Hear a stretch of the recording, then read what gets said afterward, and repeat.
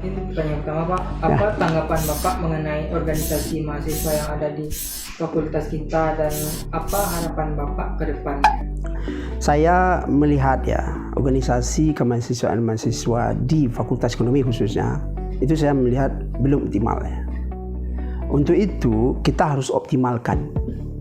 Ya, karena seperti yang saya bilang ke Anda itu tadi, aktivitas mahasiswa itu harus dan itu sangat membantu mahasiswa di dalam dunia kerja nanti. Ini kan belajar berorganisasi.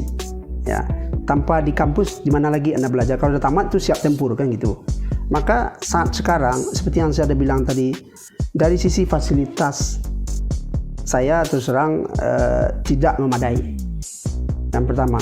Kemudian saya juga ada satu ide membuat sebuah pusat studi berkaitan di bidang mahasiswa dan di level pusat studi di fakultas lah tentang kewirausahaan atau kewirausahaan. Karena ini kalau saya tidak tahu di dalam apa Anda sekarang ada tidak unit itu. Bagaimana Anda menciptakan kreativitas? Karena sekarang sekedar Anda ketahui, kita bukan menciptakan mahasiswa sekarang itu yang yang hanya textbook ya. Yang sangat dituntut sekarang adalah mahasiswa yang kreatif, inovatif. Karena itulah yang akan berjaya. Coba Anda lihat bisnis yang maju sekarang, coba Anda lihat anak-anak muda Bukalapak, apalagi Tokopedia, apalagi kan kenapa dia bisa begitu, ya kan? Karena dia kreatif gitu. Jadi kalau Anda kalau mau bisnis misalkan hotel, Anda bangun hotel. Sekarang tidak. Airbnb itu Anda lihat deh, tidak punya. Termasuk juga Gojek itu, ya kan? Jadi karena dia kreatif, dia bisa memanfaatkan aset orang lain untuk mendapat keuntungan buat dia. Artinya kan kreativitas. Maka ke depan itu kita harus membentuk organisasi mahasiswa itu ke arah-arah itu. Ya, tentu dengan fasilitas dan pendampingan dan yang dari dosen-dosen kita juga banyak yang punya pakar berkaitan dengan. Tapi selama ini kan belum optimal karena belum ada terbentuk sebuah organisasi yang jelas berkaitan dengan hal itu, berkaitan dengan organisasi mahasiswa. Ya, dan saya juga sekali lagi yang sudah ada ini kita harus kembangkan. Ini saya melihat belum optimal menurut pandang saya tentang organisasi mahasiswa yang ada sekarang. Ya, yang berkaitan dengan tentunya pembentukan kreativitas itu tadi, pembentukan mahasiswa yang kreatif. Nah, maka kita akan coba nanti duduk bersama dan tentu kita juga mencoba juga berhubungan dengan dunia industri. Karena Anda akan bisa lihat sekarang ini siapa yang bisa leading di market adalah orang-orang yang kreatif. Kalau tidak dia akan tergilas dengan perubahan ini. Kita bisa lihat begitu. Jadi besar itu sekarang tidak menjamin. Coba Anda lihat begitu banyak perusahaan besar tutup lah. Perusahaan yang baru tumbuh yang kecil bisa jadi besar. Ya kan? Coba Anda lihat itu 7-Eleven itu berapa itu dulu besarnya. Sekarang apa? Tidak menjamin besar sekarang. Ya kan? Maka kreativitas itu dan inovatif itu yang sekarang yang dituntut itu zaman sekarang. Maka kita harus push ke situ bagaimana mahasiswa kita itu bisa kreatif dan inovatif, tidak hanya pada textbook gitu. Makanya saya bilang tadi, Anda 4 IP Anda belum menjamin bisa dapat kerja. Betul tak? Jadi itu hal-hal semacam itu kita coba karena semuanya sudah berubah sekarang. Ya, makanya kita juga harus kreatif. Nah, ini yang kita coba. Kita perlu menekankan peningkatan mutu dari kegiatan kemahasiswaan yang dilakukan oleh organisasi kemahasiswaan. Organisasi kemahasiswaan ini wadah untuk membangun kompetensi soft skill mahasiswa. Dengan aktif di kegiatan kemahasiswaan akan terbentuk jiwa kepemimpinan, kemampuan komunikasi, bekerja dalam sebuah tim, meyakinkan orang lain, bahkan problem solving ya. Sehingga saya mendorong agar setiap mahasiswa Fakultas Ekonomi itu aktif ya di dalam kegiatan-kegiatan kemahasiswaan ataupun peduli dengan persoalan-persoalan yang ada di dalam masyarakat ya. Intinya adalah jadikan organisasi kemahasiswaan ini sebagai tempat untuk menempa diri, membangun soft skill ya ke depan. Saya katakan tadi bahwa mahasiswa hari ini pemimpin masa depan. Hari ini memang mahasiswa, tapi 10-20 tahun ke depan Anda adalah pemimpin yang akan menentukan jalan sejarah bangsa. Jadi kita ingin dari Fakultas Ekonomi lahir ya aktivis-aktivis yang berakhlak mulia, yang mampu ya berkontribusi ya bagi pembangunan di masa yang akan datang. Nah, harapan saya seperti itu agar jumlah dan kualitas kegiatan kemahasiswaan yang dilakukan oleh organisasi kemahasiswaan ini dapat ditingkatkan, baik yang bersifat akademik ataupun yang bersifat non akademik. Itu juga penting ya, yang berbasis seni, yang berbasis olahraga, yang berbasis keagamaan ya, yang berbasis hobi dan segala macam, itu juga penting ditingkatkan sehingga variety, keberagaman aktivitas mahasiswa itu membuat kita kaya ya, membuat kita semakin diverse ya, semakin baik. Jadi saya senang kalau selama di kampus Anda enjoy ya, Anda melakukan sesuatu ya, membuat sesuatu, bahkan jika bisa membuat sebuah perubahan di dalam, baik di dalam kehidupan kemahasiswaan ataupun di dalam masyarakat. Saya dulu waktu mahasiswa juga aktif di kegiatan organisasi kemahasiswaan. Ya, tertingginya di level kampus itu sampai ke sekjen UKM kerohanian sih, di level universitasnya. Tapi dari situ saya banyak belajar. Ternyata dengan mengorganisir sebuah seminar internasional, jaringannya bertambah, teman antar fakultas bertambah, ya, bagaimana merencanakan dan mengeksekusi sebuah kegiatan, jadi belajar ya. Bahkan ketika wawancara cari sekolah itu ditanya juga, ya, nyari beasiswa sekarang kan, LPDP misalnya. Pertanyaannya salah satunya, apa aktivitas Anda sewaktu mahasiswa? Ya, keaktifan di dalam organisasi seperti apa dan sebagai apa? Dan apa impact yang dihasilkan ketika aktif? Nah, jadi ketika adik-adik mahasiswa ini merancang sebuah kegiatan kemahasiswaan, juga tingkatkanlah kualitasnya, baik yang tadi akademik atau non akademik. Kalau akademik, tingkatkan kualitas proposal PKM itu ya. Itu tadi, kita adakan pelatihan pembuatan proposal PKM, kita coaching, kita dampingi sampai submit proposalnya gitu. Oke. Ken.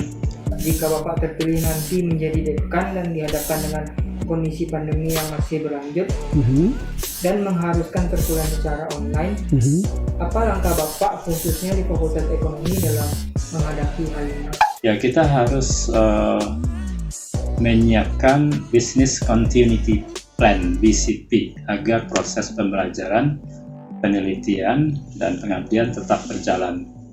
Ya, cuma caranya saja yang berbeda. Kita harus beradaptasi dengan cepat dengan situasi itu. Apalagi WHO mengatakan kemungkinan ini baru akan berakhir sampai 2021 akhir atau sampai vaksin ditemukan. Ya, nah tentu kita harus pertama memantapkan implementasi e-learning di lingkungan fakultas. Jadi menstandarisasi proses delivery pembelajaran setiap dosen ke mahasiswa. Tapi juga memperhatikan ya cost dan dampak yang akan dirasakan oleh mahasiswa. Artinya bagaimana proses pembelajaran daring ini mengkombinasikan antara sinkronus dengan asinkronus, sehingga apa yang sudah ditetapkan sebagai sebuah capaian pembelajaran dari setiap mata-mata kuliah itu dapat kita capai. Jadi kita tingkatkan kapasitas dosen untuk implementasi e-learning, kita bangun infrastrukturnya seperti ruangan multimedia dan studio ya. Kemudian untuk kegiatan-kegiatan pembimbingan bisa kita nanti sesuaikan dengan protokol kesehatan, protokol COVID ya 19, sehingga tidak terganggu mahasiswa untuk sidang akhir dan segala macam. Intinya mahasiswa tidak dirugikan gitu ya. Dan kita dengan situasi new normal ini ya siap dengan pembelajaran secara daring. Oke, baik. Jadi sebelum menikuni sini saya sudah terfikirkan. Poin saya adalah berusaha tidak membebankan mahasiswa. Itu poin yang utama. Karena Anda sudah bayar kuliah lah. Ya. Apa yang harus dilakukan itu yang saya bilang tadi. Kita harus IT kita harus kita perbaiki. Anda bisa kuliah tapi dengan free. Sekarang Anda kalau pakai Zoom Anda harus bayar nak, beli nak, ada segala macam. Pokoknya keluar pula dan dana Anda. Padahal Anda sudah bayar uang kuliah misalnya. Maka kita harus rancang sebuah sistem bagaimana hal ini tidak membebankan mahasiswa. Kalau memang masih diharuskan kita kuliah daring, mahasiswa tidak terbebani. Itu poin saya, fokusnya. Bagaimana nanti kita akan coba cari bentuk yang sesuai. Dan begitu juga untuk dosen. Saya tidak mau juga dosen terbebani. Karena dia kuliah, dia harus bayar beli juga pulsa seperti Anda. Itu kan tidak fair lah gitu ya. Dengan kondisi pandemi, tambah pula beban dosen, tambah pula beban Anda, itu saya pikir tidak fair. Itu harus organisasi yang menyediakan hal-hal semacam itu. Makanya kita harus rancang sebuah sistem sehingga hal ini bisa berjalan sebagaimana mestinya, tidak membebankan pihak lain. Itu adalah tanggung jawab menurut saya ini organisasi untuk memfasilitasi itu semua. Ya, itu poinnya. Jadi kita akan rancang sebuah sistem yang tidak akan merugikan dan memberatkan mahasiswa dan dosen. Itu poinnya. Dan ini pun tentu sangat terkait dengan program rektor ke depan. Ya kan? Apa yang kita bagaimanapun atasan kalau di fakultas itu kalau dekan itu kan langsung ke Pak Rektor. Jadi kita harus ikut arahan rektor apa yang harus kita lakukan. Di samping kita punya ide-ide masing-masing, tentu tidak boleh pula keluar dari koridor yang sudah ditentukan. Itu poinnya. Ya. Ini mungkin pertanyaan terakhir, Kak. Ya. Mengenai fasilitas, apa tanggapan Bapak mengenai fasilitas yang ada di FE, khususnya fasilitas olahraga dan seni, Betul. dan apalagi fasilitas toilet di Masjid As-Salam. Betul. Jadi itu di program saya berkaitan fasilitas, di apa mungkin Anda bisa lihat, itu poin utama saya juga. Karena saya tidak ada melihat fasilitas olahraga di fakultas. Oke, memang UNAN sudah sediakan. Ya, tetapi saya pikir fakultas juga perlu. Termasuk tidak hanya itu seni. Sekarang baru periode kami kemarin kita ada beli itu alat-alat musik. Anda sudah ada band lengkap itu. Baru beberapa 6 bulan yang lalu kita sudah sediakan. Memang masuk program kerja kami dulu. Kami sudah beli. Termasuk rencana saya berdiskusi dengan Bu Vera, itu peralatan lain untuk menciptakan kreativitas mahasiswa. Dan fasilitas ini betul. Ini tapi harus Anda ketahui juga budget masjid itu ada ketuanya. Kalau masjid itu kan budgetnya masyarakat, ya, tidak tapi walaupun kita dari fakultas ada, tapi alumni juga ada berikan kita, akan berusaha. Sebetulnya kami sudah rapat dengan ketua masjidnya Pak Izalman, ya. Kita sudah rapat dan memang sedang dirancang itu membangun toilet. Betul itu. Saya paham dan mengerti kalau orang luar datang ke sini tidak disediakan toilet, sementara orang mau berwuduk dan segala macam, toilet tidak ada. Kita akan coba lengkapi, itu pasti. Karena dan banyak, tidak hanya itu, termasuk bangunan suraunya, mungkin fasilitas lainnya di sekelilingnya kita harus perbaiki. Karena ini kita majoriti umat Islam di sini. Kita harus, walaupun ya di masjid kita besar di sana, ya betul ya, UNAN sudah sediakan. Tapi terkadang fakultas lain kan juga punya itu. Kita akan benahi. Termasuk fasilitas seperti yang Anda bilang tadi, olahraga itu kita sangat minim. Ya, itu tidak hanya fasilitas olahraga, saya pikir ada berbentuk bagaimana kreativitas mahasiswa untuk training-training, misalkan berkaitan dengan peningkatan kreativitas dan inovatif ya. Kita rancang nanti untuk bisa mahasiswa itu bisa menggunakan. Jadi kalau dalam konteks ini tidak hanya fasilitas olahraga, tapi fasilitas lain juga harus disediakan supaya mahasiswa itu bisa praktik inovasinya, kreativitasnya di dalam selama dia di Fakultas Ekonomi. Kita perlu meningkatkan perawatan dan menyediakan fasilitas-fasilitas yang dibutuhkan oleh Civitas Akademika agar nyaman dan aman di kampus ya. Ini kita akan coba perhatikan master plan 6 ke depan lagi disusun ya, tentang tata ruang kampus ya, bagaimana tata ruang kampus ke depan dan di bagian mana kita bisa menambah fasilitas ya. Tapi intinya yang sifatnya toilet di masjid ya, itu perlu kita siapkan ya. Tentu kita tata dengan baik ya. Kita tata dengan baik agar masjid itu tempat yang nyaman bagi mahasiswa, bagi nanti kita coba bikin rencananya bagaimana supaya itu bisa disediain gitu ya. Saya kira itu tidak terlalu sulit ya untuk dengan sekarang memang akses ke toiletnya sama ke masing-masing jurusan begitu ya, nggak jauh gitu ya. Nah ini butuh nanti semacam planning supaya yang kita sediain ini standar lah gitu ya, fasilitasnya standar. Juga masalah air itu sering bermasalah, kita juga ingin pastikan agar air ini tersedia terus menerus ya. Saya sudah cek bahwa air yang dari sumber di gedung 3 itu sebenarnya bisa mensuplai kebutuhan air seluruh fakultas ini. Kita kan bisa ngitung dengan sekian ribu kepala berapa jumlah debit air yang dibutuhkan. Kan jika kurang sebenarnya air hujan ini bisa nanti kita store di sebuah tempat, dan itu yang akan dialirkan ke tiap lantai di masing-masing gedung.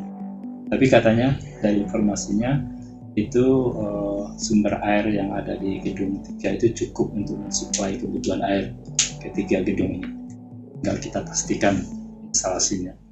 Jadi saya komit itu menyediakan fasilitas-fasilitas yang standar untuk mahasiswa, untuk dosen, dan juga untuk